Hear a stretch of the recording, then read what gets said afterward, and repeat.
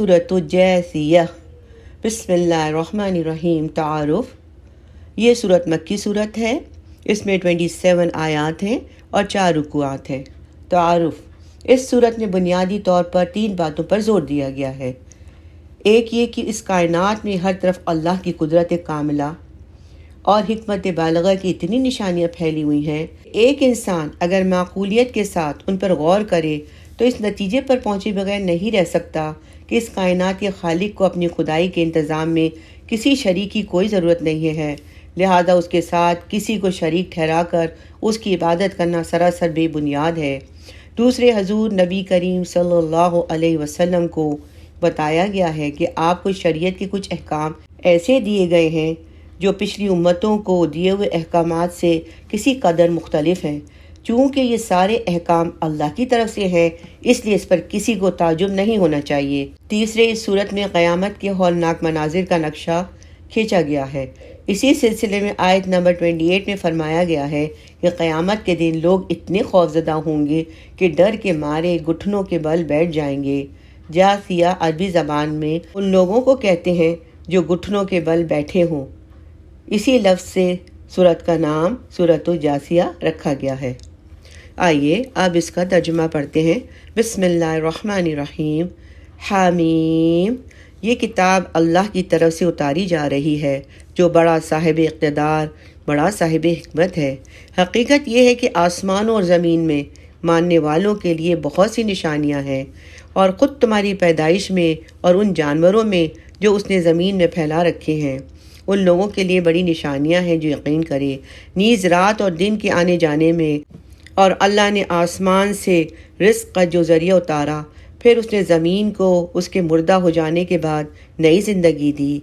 इसमें और हवाओं की गर्दिश में उन लोगों के लिए बड़ी निशानियाँ हैं जो अक़ल से काम लें। ये अल्लाह की नेमतें हैं जो हम तुम्हें ठीक ठीक पढ़कर सुना रहे हैं। अब अल्लाह और उसकी आयतों के बाद कौन सी बात है जिस पर ये लोग ईमान लाएंगे? बुरा हो हर उस झूठे गुनहगार का जो अल्लाह की आयतें सुनता है जबकि उसे पढ़कर सुनाई जा रही होती हैं, फिर भी वो तकब्बुर के आलम में इस तरह कुफर पर अड़ा हुआ रहता है जैसे उसने वो आयतें सुनी ही नहीं। लिहाजा ऐसे शख्स को दर्दनाक अजाब की खुशखबरी सुना दो, और जब हमारी आयतों में से कोई आयत ऐसे शख्स के इल्म में आती है तो वो उसका मजाक उड़ाता है। ऐसे लोगों को अजाब होगा जो जलील करके रख देंगे।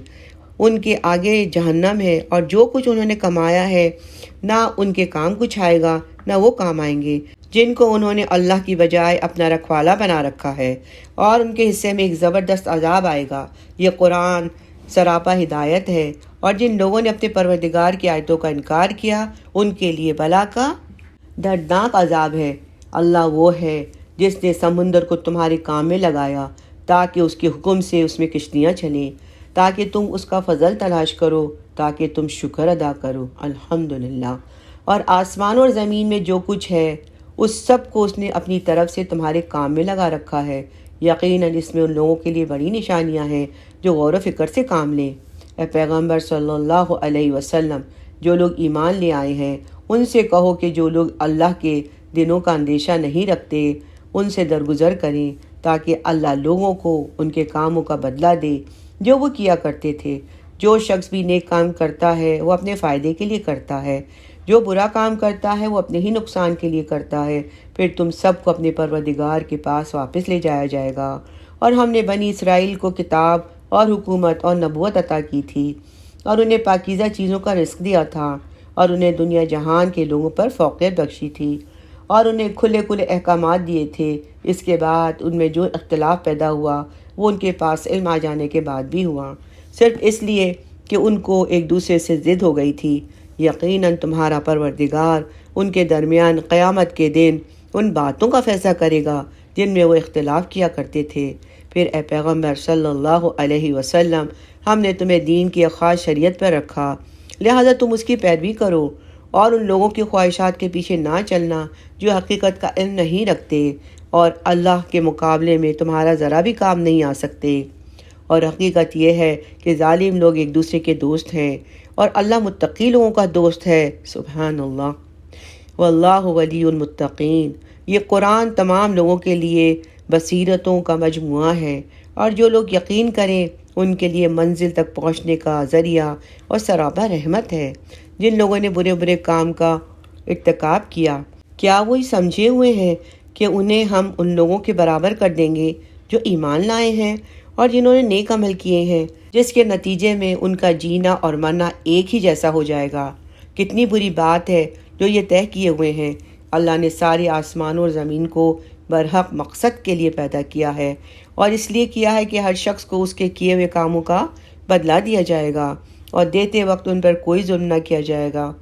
پھر کیا تم نے اسے بھی دیکھا ہے جس نے اپنا خدا اپنی نفسانی خواہش کو بنا لیا ہے، اور علم کے باوجود اللہ نے اسے گمراہی میں ڈال دیا ہے، اور اس کے کان اور دل پر مہر لگا دی ہے، اور اس کی آنکھ پہ پردہ ڈال دیا ہے۔ اب اللہ کے بعد کون ہے جو اسے راستے پر لائے؟ پھر کیا بھی تم لوگ سبق نہیں لیتے؟ اور یہ لوگ کہتے ہیں جو کچھ زندگی ہے بس یہی ہماری دنیاوی زندگی ہے، اسی میں ہم مرتے اور جیتے ہیں، اور ہمیں کوئی اور نہیں، زمانہ ہی ہلاک کر دیتا ہے۔ حالانکہ اس بات کا انہیں کچھ بھی علم نہیں، بس وہمی اندازے لگاتے ہیں، اور ہماری آیتیں پوری وضاحت کے ساتھ ان کو پڑھ کر سنائی جاتی ہیں تو یہ کہنے کے سوا ان کی کوئی دلیل نہیں ہوتی کہ اگر تم سچے ہو تو باپ داداؤں کو زندہ کر کے لے آؤ۔ یہ کہہ دو کہ اللہ ہی تمہیں زندگی دیتا ہے، پھر وہ تمہیں موت دے گا، پھر تم سب کو قیامت کے دن جمع کرے گا، جس میں کسی قسم کا کوئی شک نہیں، لیکن اکثر لوگ سمجھتے نہیں ہیں۔ اور آسمانوں اور زمین کی سلطنت اللہ ہی کی ہے۔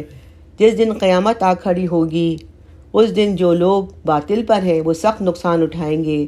اگر تم ہر گروہ کو دیکھو گے تو وہ گھٹنوں کے بل گرا ہوا ہوگا۔ ہر گروہ کو اس کے اعمال نامے کی طرف بلایا جائے گا اور کہا جائے گا آج تمہیں ان اعمال کا بدلہ دیا جائے گا جو تم کیا کرتے تھے۔ یہ ہمارا لکھوایا ہوا دفتر ہے جو تمہارے بارے میں ٹھیک ٹھیک بول رہا ہے۔ تم جو کچھ کرتے ہو ہم سب اس کو لکھوایا کرتے تھے۔ چنانچہ جو لوگ ایمان لائے اور انہوں نے نیک عمل کیے ان کو تو ان کا پروردگار اپنی رحمت میں داخل کرے گا۔